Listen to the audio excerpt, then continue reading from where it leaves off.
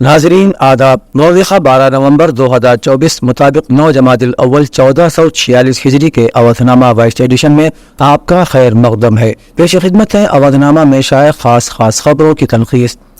Justice Sanjeev Khanna ملک کے نئے chief justice of India بن گئے ہیں۔ راشٹرپتی بھون میں پیر کو ہوئی ایک تقریب میں انہیں صدر جمہوریہ دروپدی مرمو نے عہدے کا حلف دلایا۔ اس موقع پر کئی معزز شخصیات موجود تھیں۔ حلف برداری کے ساتھ ہی جسٹس کھنہ 51ویں چیف جسٹس آف انڈیا بن گئے ہیں۔ ان کی مدت کار 13 مئی 2025 تک یعنی تقریباً 6 مہینے کی ہوگی۔ چیف جسٹس آف انڈیا کے طور پر جسٹس سنجیو کھنہ کے نام کی سفارش جسٹس چندرچوڑ نے کی تھی۔ قابل ذکر ہے کہ چندرچوڑ 10 نومبر کو 65 سال کی عمر میں اس عہدے سے سبکدوش ہو گئے۔ سپریم کورٹ کے جج کے طور پر کام کر رہے جسٹس سنجیو کھنہ اس دوران کئی بڑے اور اہم فیصلوں کا حصہ بھی رہے ہیں۔ NCR میں فضائی آلودگی کا معاملہ سنگین رخ اختیار کرتا جا رہا ہے۔ اس درمیان سپریم کورٹ نے ایک معاملے پر سماعت کرتے ہوئے کہا کہ کوئی مذہب آلودگی کو بڑھانے کی ترغیب نہیں دیتا۔ عدالت نے یہ بھی کہا کہ اگر پٹاخے جلائے جاتے ہیں تو ہوا صاف نہیں مل پاتی ہے، جو آرٹیکل 21 یعنی زندگی کے حقوق کی خلاف ورزی ہے۔ عدالت نے دہلی پولیس کمشنر کو یہ حکم دیا ہے کہ وہ ذاتی طور پر 25 نومبر تک ایک حلف نامہ داخل کرے۔ ساتھ ہی یہ بھی تاکید کی کہ حلف نامے میں اس بات کا ذکر ہونا لازمی ہے کہ پٹاخوں پر پابندی نافذ کرنے کے متعلق ان کی طرف سے کیا اقدامات کیے گئے ہیں۔ عدالت نے NCR کی تمام ریاستوں کو بھی حکم دیا ہے کہ وہ عدالت کے سامنے آئیں اور آلودگی کو ختم کرنے کے لیے اٹھائے گئے اقدامات کے متعلق عدالت کو آگاہ کریں۔ ممبئی احمد آباد کرناوتی ٹرین میں بم دھماکہ انجام دینے کی سازش رچنے کے انتہائی سنگین الزامات سے 3 مسلمانوں کو آج احمد آباد کی سیشن عدالت نے ناکافی ثبوت و شواہد کی بنیاد پر بری کر دیا۔ ایک ریلیز کے مطابق احمد آباد سیشن عدالت نے ملزمین محمد عامر شکیل، سید عاکف ظفر الدین اور اسلم کشمیری کو 18 سال پرانے مقدمے سے بری کر دیا۔ ملزمین محمد عامر شکیل، سید عاکف ظفر الدین کو جمعیت علماء ہند مہاراشٹر ارشد مدنی قانونی امداد کمیٹی کی جانب سے قانونی امداد فراہم کی گئی تھی۔ ایڈوکیٹ DD پٹھان نے ملزمین کی کامیاب پیروی کی۔ وقف و تعمیمی بل 2024 کے لیے تشکیل جوائنٹ پارلیمانی کمیٹی یعنی JPC کی کارگزاری پر ایک بار پھر اپوزیشن اراکین پارلیمنٹ نے سوال اٹھایا ہے۔ JPC میں شامل اپوزیشن پارٹیوں کے اراکین نے کمیٹی چیف پر الزام عائد کرتے ہوئے لوک سبھا اسپیکر اوم برلا کو خط لکھا ہے۔ اس خط میں JPC کے اپوزیشن اراکین نے ریاستی دوروں کو لے کر ناراضگی کا اظہار کیا ہے۔ ان کا کہنا ہے کہ ان کی شکایتوں کے حل کی یقین دہانی کے باوجود JPC چیف جگدمبکا پال نے ریاستوں کا دورہ جاری رکھا ہے۔ اس کے بعد اپوزیشن اراکین نے 5 ریاستوں کے دورے کا بائیکاٹ کر دیا ہے۔ ساتھ ہی JPC چیف کی قیادت میں ہو رہی میٹنگوں میں کورم پورا نہ ہونے کا الزام بھی عائد کیا ہے۔ اتر پردیش کے وزیر اعلیٰ یوگی آدتیہ ناتھ اسمبلی ضمنی انتخابات کی تشہیر کے بعد اتوار کی شام گورکھپور پہنچے۔ گورکھ ناتھ مندر میں رات بھر قیام کرنے کے بعد پیر کی صبح انہوں نے گورکھ ناتھ مندر میں منعقدہ جنتا درشن میں تقریباً 150 لوگوں سے ملاقات کی اور سنگین بیماریوں کے علاج کے لیے مالی مدد کی درخواست کر رہے لوگوں کو یقین دلایا کہ ان کی حکومت فنڈز کی کمی کو کسی بھی ضرورت مند کے علاج میں رکاوٹ نہیں بننے دے گی۔ وزیر اعلیٰ نے لوگوں کو یقین دلایا کہ وہ بغیر کسی پریشانی کے بہترین اسپتال میں علاج کرائیں اور علاج پر جو بھی رقم خرچ ہوگی اس کا انتظام حکومت کرے گی۔ اس دوران CM یوگی نے افسران کو ہدایت دی کہ جن لوگوں کے پاس آیوشمان کارڈ نہیں ہے اور انہیں اپنے علاج میں مالی مدد کی ضرورت ہے، ان کے تخمینے کا عمل جلد از جلد مکمل کر کے حکومت کو فراہم کیا جائے۔ اردو ہندی روزنامہ اودھ نامہ کے بانی وقار رضوی کو حسین آباد میں رئیس منزل میں لگائے گئے میڈیکل کیمپ میں خراج عقیدت پیش کیا گیا۔ کیمپ میں ڈاکٹر رانو سنگھ مہمان خصوصی کے طور پر اور جمال احمد چارٹرڈ اکاؤنٹنٹ اور تقدیس فاطمہ چیئرپرسن اودھ نامہ موجود تھے۔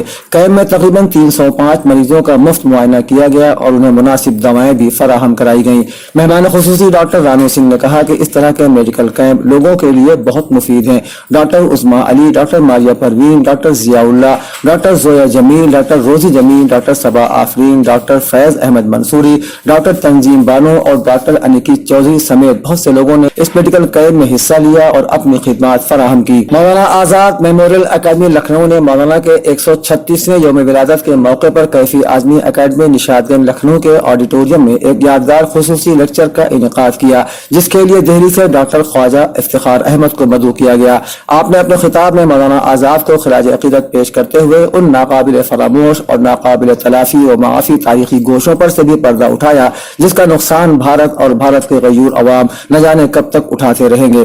آل انڈیا پروفیشنل کانگریس کے صدر طارق صدیقی نے کہا کہ مولانا ابوالکلام آزاد ایک صاحب بصیرت رہنما تھے جنہوں نے آزادی کے فوراً بعد تسلیم کیا کہ تعلیم نہ صرف تمام ہندوستانیوں کی ذاتی ترقی کے لیے ضروری ہے بلکہ ملک کی ترقی اور خوشحالی کے لیے تعلیم کا فروغ اور پیش رفت بھی بہت ضروری ہے۔ اتر پردیش میں ہونے والے ضمنی انتخابات کے درمیان سیاسی پارٹیوں کو اچانک اعظم خان کے خاندان کی یاد آنے لگی ہے۔ اکھلیش یادو جب مراد آباد ڈویژن میں جلسہ عام کرنے کے بعد رامپور پہنچے تو وہ اعظم خان کے اہل خانہ سے ملنے ان کے گھر بھی گئے۔ وہیں نگینہ سے لوک سبھا ممبر پارلیمنٹ اور آزاد سماج پارٹی کے قومی صدر چندر شیکھر آزاد نے جیل پہنچ کر اعظم خان کے بیٹے عبداللہ اعظم سے ملاقات کی۔ ضمنی انتخاب کے دوران اچانک اعظم خان کے خاندان سے اظہار ہمدردی کرنے آئے اکھلیش یادو نے میٹنگ کے بعد کہا کہ اعظم خان کے خلاف جھوٹے مقدمات بنائے گئے ہیں، ہمیں امید ہے کہ عدالت ان کے ساتھ انصاف کرے گی۔ انہوں نے مزید کہا کہ ہماری حکومت آنے پر تمام جھوٹے مقدمات کا خاتمہ ہو جائے گا۔ ہر سال 11 نومبر کو مولانا ابوالکلام آزاد کے یوم پیدائش پر ان کے اعزاز میں قومی یوم تعلیم منایا جاتا ہے۔ Maulana Azad national Urdu university Lucknow campus کے زیر اہتمام یوم آزاد یوم تعلیم منایا گیا۔ اس سال پروگرام کا موضوع مولانا آزاد کے ادبی و صحافتی کارنامے تھا۔ پروگرام کے مہمان خصوصی اور کلیدی خطیب پروفیسر سراج اجملی شعبہ اردو علی گڑھ مسلم یونیورسٹی سے انہوں نے مولانا آزاد کے ادبی اور صحافتی کارناموں کا مختصر خاکہ پیش کیا، جبکہ ڈاکٹر ہما یعقوب انچارج لکھنؤ کیمپس اور ڈاکٹر عمیر منظر کوآرڈینیٹر نے بھی مولانا آزاد کے ادبی اور صحافتی کارناموں کے بارے میں گفتگو کی۔ پروگرام کے کنوینر ڈاکٹر ریاض احمد گنائی نے ووٹ آف تھینک کے ساتھ پروگرام کا اختتام کیا۔ اودنامہ میں شائع جہانما خبروں کے مطابق اسرائیلی وزیر اعظم بنجامن نیتن یاہو نے اتوار کو کہا کہ ستمبر میں حزب اللہ پر پیجرز حملوں کی منظوری انہوں نے ہی دی تھی۔ اس حملے میں تقریباً 40 افراد کی موت اور 3000 کے قریب زخمی ہوئے تھے۔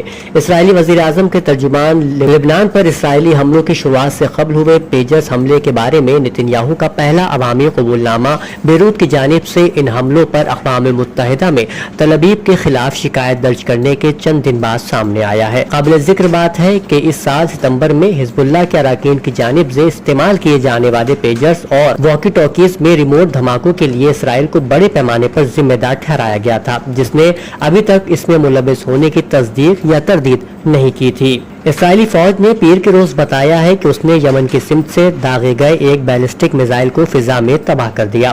اسرائیلی نشریاتی ادارے کے مطابق میزائل کی باقیات گرنے کے نتیجے میں بیت المقدس کے مغربی علاقے میں آگ بھڑک اٹھی۔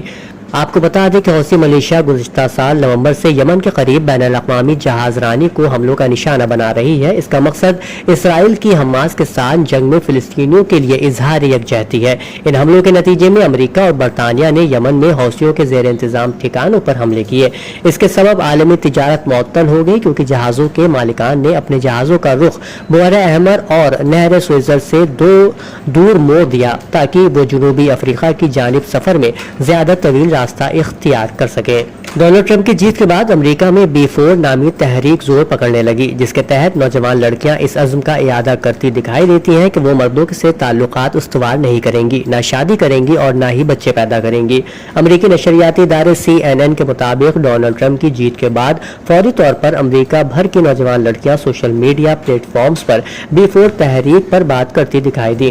نوجوان خواتین دوسری خواتین کو B4 تحریک جوائن کرنے کے لیے اکساتی دکھائی دی اور بہت ساری لڑکیوں نے ٹک ٹاک سمیت دوسرے پلیٹ فارم پر معلوماتی ویڈیوز شیئر کی۔ امریکہ کی خواتین ووٹرز کا دعویٰ ہے کہ امریکہ کے مرد ووٹرز نے ڈونلڈ ٹرمپ کو جیتنے میں مدد دی، اس لیے اب مردوں کے ساتھ نہ دوستی رکھی جائے گی، نہ جنسی تعلقات قائم کیے جائیں گے، نہ ان سے شادی کی جائے گی اور نہ ہی بچے پیدا کیے جائیں گے۔ شادی شدہ خواتین نے کہا کہ وہ مردوں کی سرپرستی میں چلنے والے کاروبار کا بائیکاٹ کریں گی، وہاں ملازمت نہیں کریں گی۔ ایران کی مسلح افواج کے شعبہ تعلقات عامہ کے حوالے سے ارنا کی رپورٹ کے مطابق سعودی مسلح افواج کے chief of general staff general Fayyad bin Hamid Ruwaili نے تہران میں ایرانی مسلح افواج کے chief of general staff major general Mohammad Bagheri سے ملاقات اور گفتگو کی۔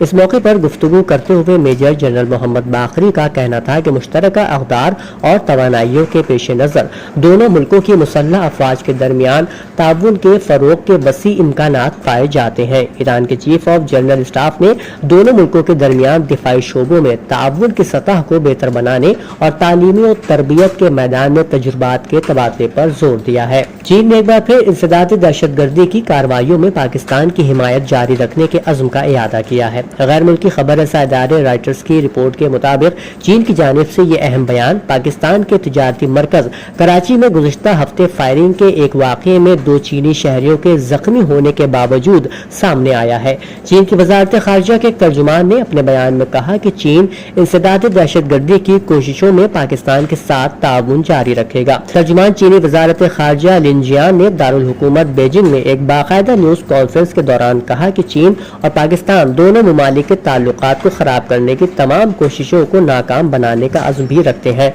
और सलाहियत भी। उनका मजीद कहना था कि पाकिस्तान और चीन दोनों इस तरह की सरगर्मियों में मुलव्विस दहशतगर्दों से उनकी कार्रवाइयों की कीमत वसूल करने का भी अज़्म और सलाहियत रखते हैं। एक और खबर के मुताबिक फ़लस्तीनी वज़ीर आज़म मोहम्मद मुस्तफ़ा ने अक़वाम मुत्तहिदा की सलामती कौंसिल में करारदाद पेश करने की अपील की है जो इसराइल को गजा में नस्ल कुशी रोकने पर मजबूर करे। खबर रसा एजेंसी वफा के मुताबिक इस्लामी ताउन तंजीम अरब लीग के गैर मामूली मुश्तरका सरबराही इजलास में शिरकत के लिए सऊदी अरब के दारुल हुकूमत रियाज में मुनक़िदा इब्तिदाई इजलास से खिताब करते हुए मुस्तफ़ा ने कहा कि अक़वाम मुत्तहिदा चार्टर की 7वीं करारदाद के तहत सलामती कौंसिल में करारदाद पेश की जानी चाहिए जो काबिज ताकत इसराइल को गजा में जंगबंदी पर मजबूर करे, इंसानी इमदाद की फौरी फराहमी को यकीनी बनाए और सलामती कौंसिल की मुताल्लिक़ा करारदादों पर अमल दर आमद करे। अवधनामा में शाया मज़ामीन को मुकम्मल तौर पर पढ़ने के लिए अवधनामा की वेबसाइट www.awadnama.com पर विजिट करें